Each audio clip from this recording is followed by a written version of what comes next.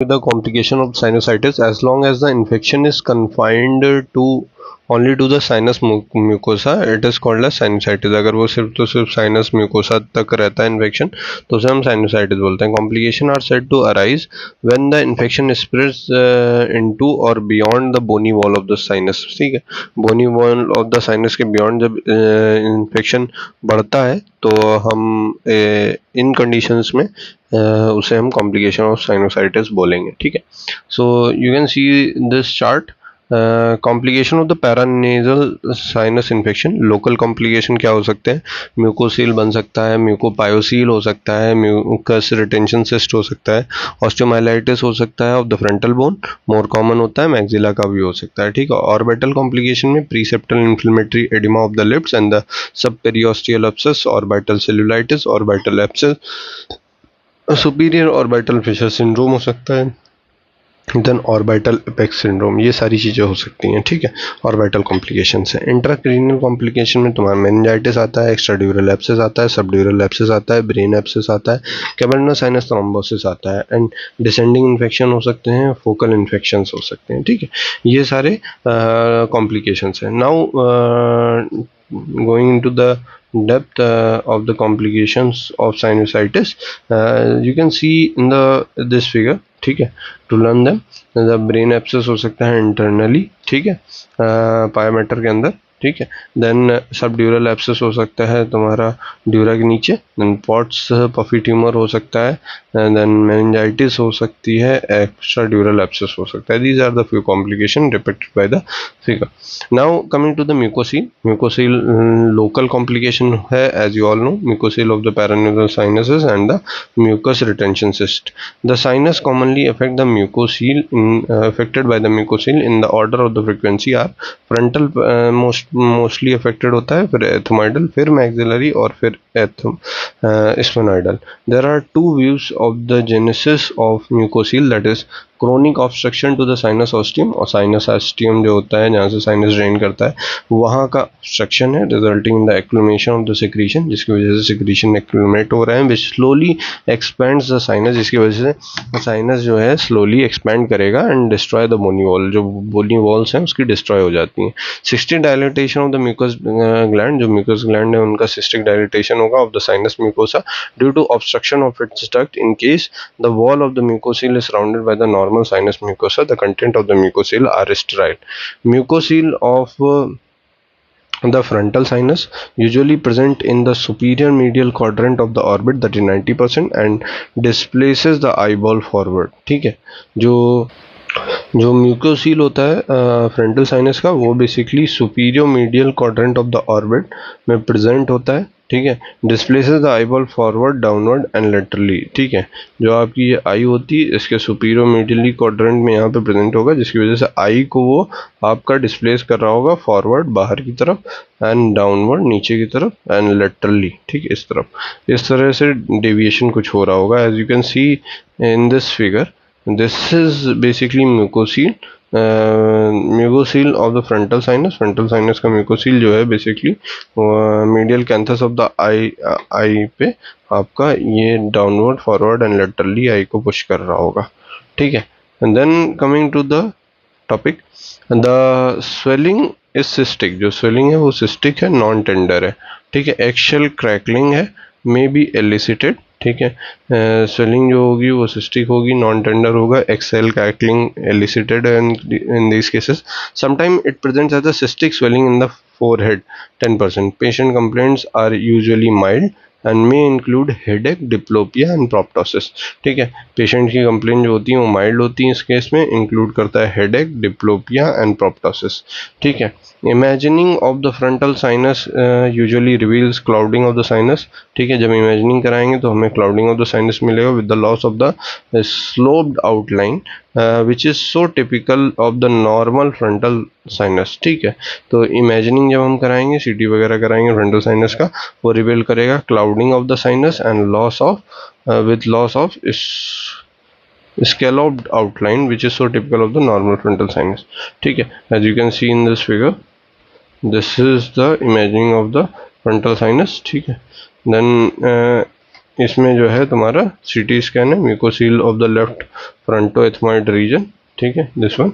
Note the left eyeball has been displaced downward laterally, ठीक है, okay. Now coming back, treatment of the frontoethmoidectomy, treatment is frontoethmoidectomy, treatment इसमें क्या करेंगे हम, frontoethmoidectomy करते हैं, ठीक है। Then with the free drainage of the frontal sinus into the middle meatus, middle meatus में फ्रंटल साइनस का फ्री ड्रेनेज कराते हैं इसमें। म्यूकोसील ऑफ द एथमॉइड साइनस अगर है, causes expansion of the medial wall of the orbit, जो medial wall of the orbit है उसका expansion होगा, and displacing the eyeball forward and laterally, forward और लेटरली डिस्प्लेस करेगा इसमें। In addition it may cause bulge in the middle meatus of the nose. The mucocele of the ethmoid can be drained by intranasal operation, uncapping the ethmoid bulge and establishing the free drainage, ठीक है। ये सारी चीज़ें करेंगे इसमें, अगर ethmoid sinus involve है तो uncapping of the ethmoid bulge and free drainage, sometime it may require external ethmoid operations, ठीक है। mucus retention cyst of maxillary sinus present as retention cyst, जो अगर mucus retention cyst हो रहा है तुम्हारा maxillary sinus में तो वो retention cyst की तरह persist करता है, ठीक है। due to the obstruction of the duct to the seromucinous gland and usually does not cause bone erosion, इसमें bone erosion नहीं होता है, ठीक है।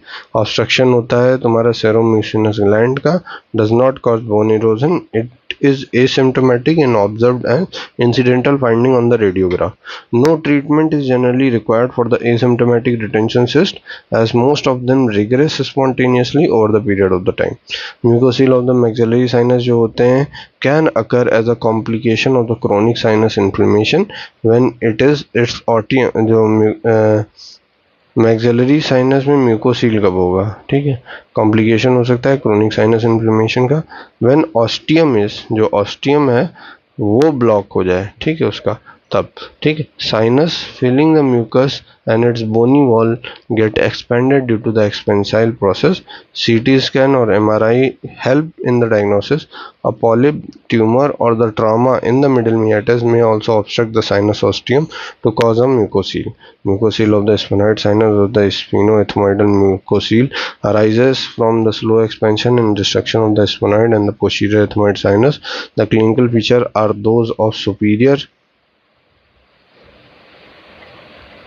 सुपीरियर ऑर्बिटल फिशर सिंड्रोम, इसमें clinical feature superior orbital fissure syndrome के मिलते हैं, that is involvement of cranial nerve 3, 4 and 6 and ophthalmic division of the cranial nerve 5, ठीक है, तीसरा, चौथा, छठा and ophthalmic division of the cranial nerve 5, ठीक है, इसका इन्वॉल्वमेंट हो रहा है तो हम बोलते हैं ऑर्बिटल फिशर सिंड्रोम, और द ऑर्बिटल एपेक्स सिंड्रोम भी बोलते हैं, which is superior orbital fissure syndrome, ठीक है।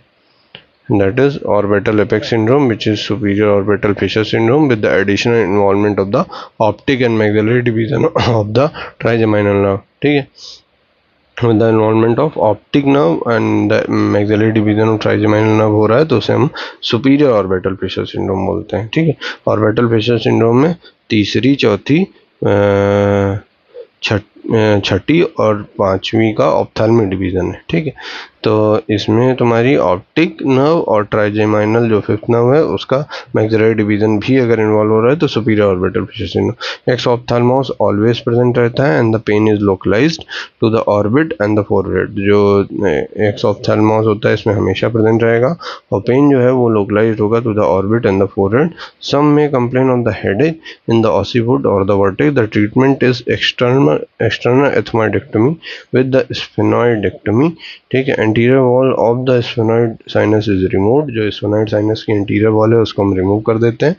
cyst wall uncapped and its fluid contents is evacuated. Pyocele or the mucocele is similar to the mucocele but its contents are purulent. It can result from the infection of the mucocele of any of the sinuses, ठीक है। Then coming to endoscopic surgery has replaced the external operation of the sinus for the treatment of the mucocele and the mucopyocele of the various sinuses, ठीक है। osteomyelitis is an infection of the bone marrow and may and should be differentiated from the osteitis, which is the infection of the compact bone. Osteomyelitis following the sinus infection involve either maxilla or the frontal bone, ठीक है। Osteomyelitis of the maxilla, it is more often seen in the infants में, बच्चों में, and adults then adults, ठीक है, because of the presence of the spongy bone in the interior wall of the maxilla. बच्चों में spongy bone रहता है, वहाँ ज़्यादा मिलता है। इन्फेक्शन में start with the in the dental sac and then spread to the maxilla, but less often its primary infection of the maxillary sinus. The clinical features are erythema है इसमें, osteomyelitis of maxillary sinus is basically maxilla is erythema, swelling of cheek, edema of the lower lid and purulent nasal discharge, fever, subperiosteal abscess followed by fistula may form in the infraorbital region, ठीक है। as you can see in this figure, this is the case of osteomyelitis of the maxilla with fistula formation in the infraorbital region, ठीक है। infraorbital region पे ये fistula formation हो रखा है, ठीक है। now alveolus or the palate or in the zygoma, sequestration of the bone may occur.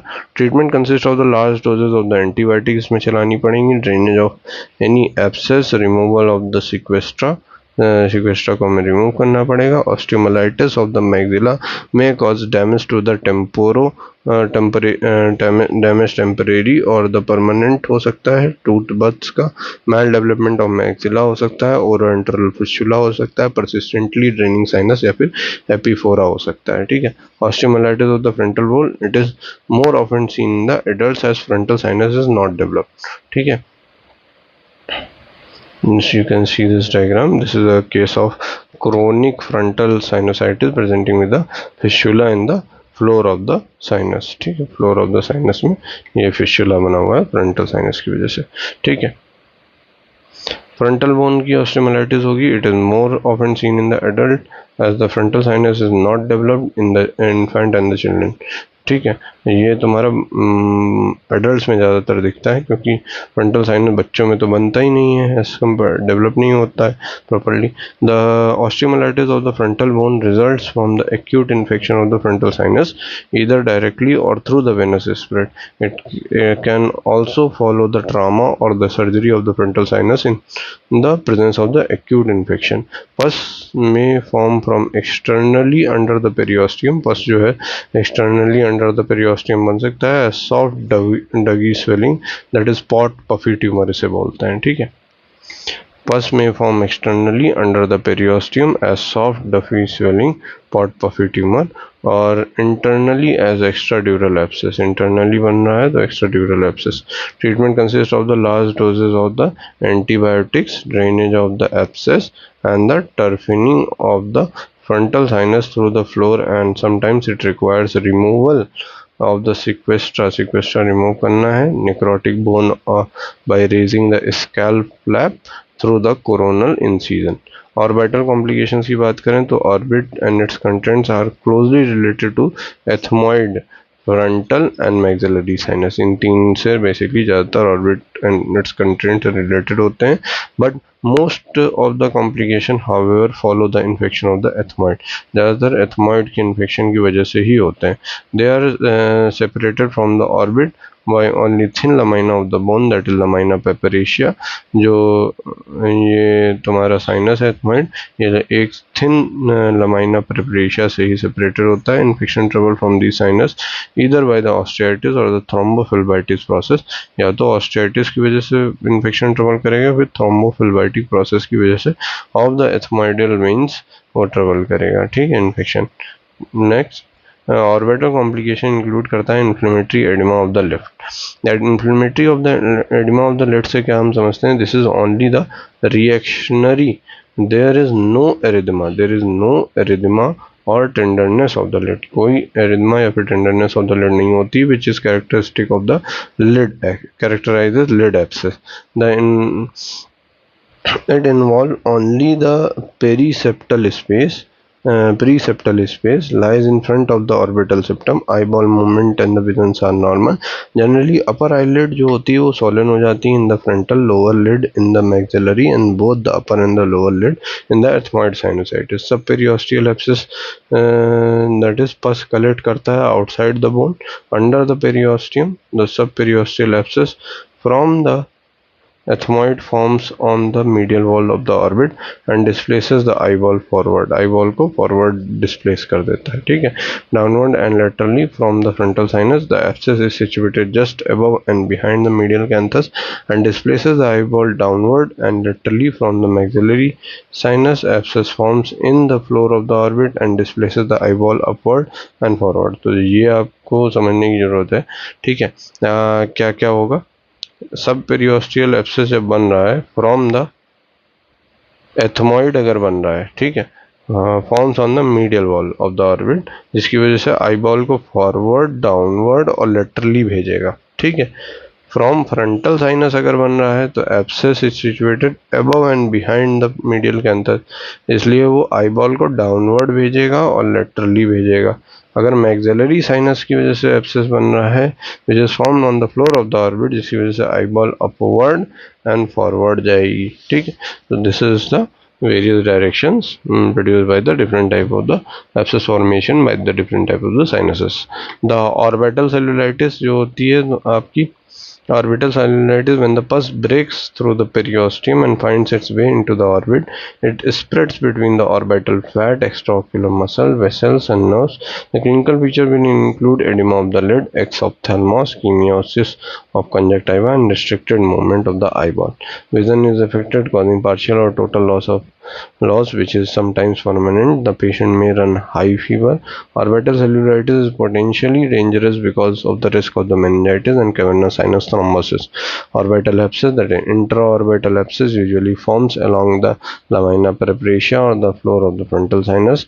Clinical picture is similar to that of the orbital cellulitis. The diagnosis can be easily made by the CT scan or the ultrasound of the orbit. The treatment is IV antibiotics and the drainage of the abscess, and that of the sinus, that is ethmoidectomy and terfination of the frontal sinus. Superior orbital fissure syndrome एक होता है, that is infection of the sphenoid जो होता है sphenoid sinus का, वो rarely affect करता है structure of the superior orbital fissure. The symptoms consist of deep orbital pain होगा, frontal headache होगा, progressive paralysis of 6th, 3rd, 4th in that order, ठीक है. प्रोग्रेसिव पैरालिसिस जो होती है तुम्हारी पहले छठे की होगी, फिर थर्ड की होगी, फिर फोर्थ की होती है सुपीरियर ऑर्बिटल फिशर सिंड्रोम, ठीक.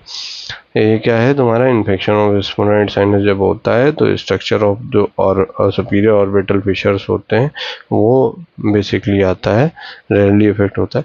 Consist of deep orbital pain हो रहा है, फ्रंटल हेडेक हो रहा है, प्रोग्रेसिव पैरालिसिस हो रही है 6, 3, 4 की, ठीक है, in that order. Orbital apex syndrome क्या होता है. ऑर्बिटल एपेक्स सिंड्रोम जो होता है बेसिकली आपका it is superior orbital fissure syndrome with additional involvement of optic nerve and maxillary division of the trigeminal nerve. तो अगर आपका ऑप्टिक नर्व और maxillary division of trigeminal nerve को इन्वॉल्व कर रहा है तो इसे हम ऑर्बिटल एपेक्स सिंड्रोम बोलते हैं, ठीक है. इंट्राक्रेनियल कॉम्प्लिकेशंस में बात करें तो फ्रंटल एथमॉइडल स्फेनॉइड साइनस जो होते हैं वो क्लोजली रिलेटेड होते हैं इंटीरियर क्रेनियल फोसा के, and the infection from these can cause meningitis, encephalitis, extradural abscess, subdural abscess, brain abscess and cavernous sinus thrombosis. ये सारी चीज़ें करा सकती है, ठीक है, इंट्राक्रेनियल कॉम्प्लिकेशंस में. By this figure you can see the orbital complication of the sinusitis. Normally जो ऑर्बिट होती है आपकी कुछ इस तरह होगी. इसमें जो ऑर्बिटल पेरियोस्टियम है ये पोर्शन है, एंड लमाइना प्रेपरेशिया से सेपरेटेड होता है आपका एथमॉइड साइनस वगैरह, ठीक है. Then coming to the sub periosteal abscess, this is basically the sub periosteal abscess. Orbital periosteum और लमाइना प्रेपरेशिया के बीच में बेसिकली यहाँ पे सब पेरियोस्टियल एब्सेस बना हुआ है, और जब ये एब्सेस सब पेरियोस्टियल एब्सेस ब्रेक कर जाता है और वो इनटू द ऑर्बिट स्पेस में आ जाता है तो this is causes orbital abscess, ठीक, जिसकी वजह से यहाँ पे आई बॉल के मूवमेंट रेस्ट्रिक्ट हो जाएंगे, नर्व्स में मसल्स के बीच में पस भर जाएगा, ठीक है. Now coming to source and the root of the infection. In the cavernous sinus thrombosis we have, then cavernous sinus thrombosis is the main part, ठीक है. First see the charts, let's go into it. That is source and the root of the infection of the cavernous sinus thrombosis. इसमें आप देख सकते हैं nose and danger area of the face जो होता है ठीक है, ये बेसिकली सोर्सेस होते हैं, एथमॉइड साइनस होता है, ठीक है। फ्रंकल्स और सेप्टल एब्सेस ये चीज़ें होती हैं nose and area of the face पे। Route is pharyngeal plexus. Ethmoid sinus से आपका ऑर्बिटल सेलुलाइटिस और एब्सेस हो सकता है, ऑप्थेल्मिक वेन रूट होता है इसका एथमॉइड साइनस के लिए। स्फेनॉइड साइनस है, साइनोसाइटिस है, ठीक है, डायरेक्टली स्प्रेड कर सकता है, कैवर्नस साइनस थ्रोम्बोसिस करा सकता है, ठीक है।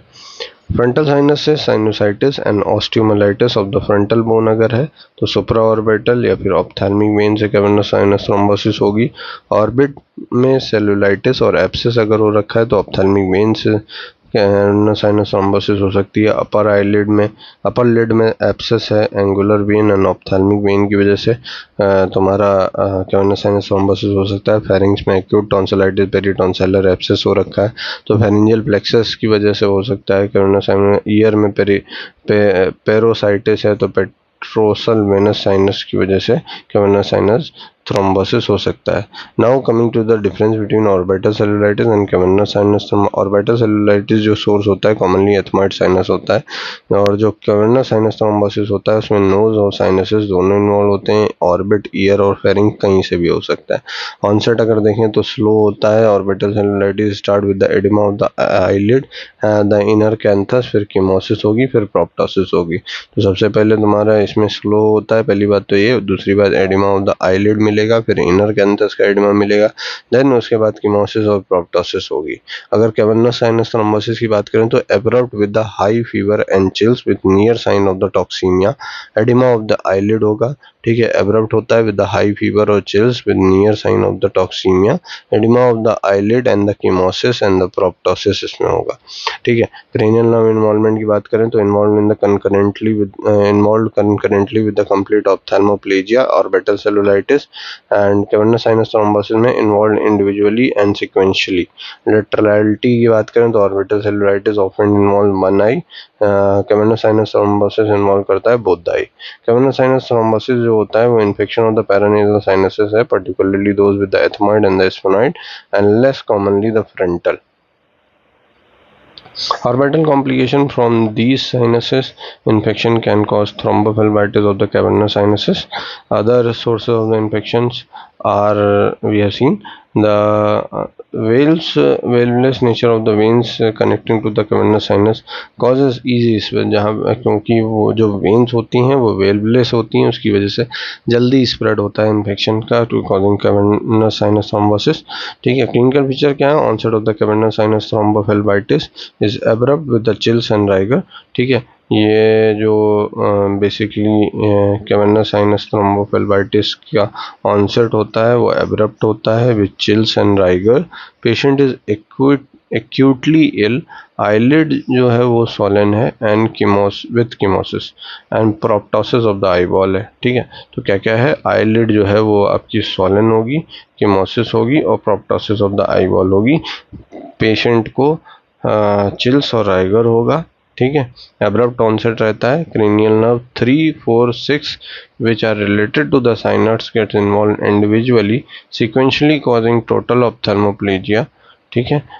जो 3, 4 और 6 ये बेसिकली कैवर्नस साइनस के आसपास होती हैं, इसलिए ये इन्वॉल्व होती हैं, जिसकी वजह से 3, 4, 6 में प्रॉब्लम होने लगी, जिसकी वजह से टोटल ऑप्थेल्मोप्लेजिया की कंप्लेन होगी, ठीक है। Then pupil become dilated, pupil dilate हो जाएगा और फिक्स हो जाएगा। The optic disc show congestion, optic disc में कंजेशन देखने को मिल सकता है। And edema with the diminution of the vision, vision diminish हो जाएगा, ठीक है। Sensation of the disruption of the V1 that is ophthalmic division of the cranial nerve 5 is diminish. CSF usually normal होता है, condition needs to be differentiated from the orbital cellulitis. CT scan is useful for this, ठीक है। Treatment की बात करें, it consist of the IV antibiotics and the attention to focus the infection, drainage of the infected ethmoid sphenoid sinus, blood culture should be taken before starting the antibiotic therapy, ठीक है। Role of anticoagulant is not clear. The descending infection in suppurative sinusitis discharge constantly flows into the pharynx and cause aggravated the otitis media acute हो सकता है, chronic हो सकता है, pharyngitis and tonsillitis हो सकता है, ठीक है। That is hypertrophy of the lateral lymphoid band behind the posterior pillar, that is lateral pharyngitis is indicative of the chronic sinusitis. It may be unilateral and affect the side involved sinus. Chronic sinusitis हो सकता है which may cause recurrent tonsillitis and the granular pharyngitis. Persistent laryngitis या फिर tracheobronchitis जो होता है, that is sinusitis में associated with the recurrent laryngitis, bronchiectasis, asthma, but later are not involve caused of the by the sinusitis.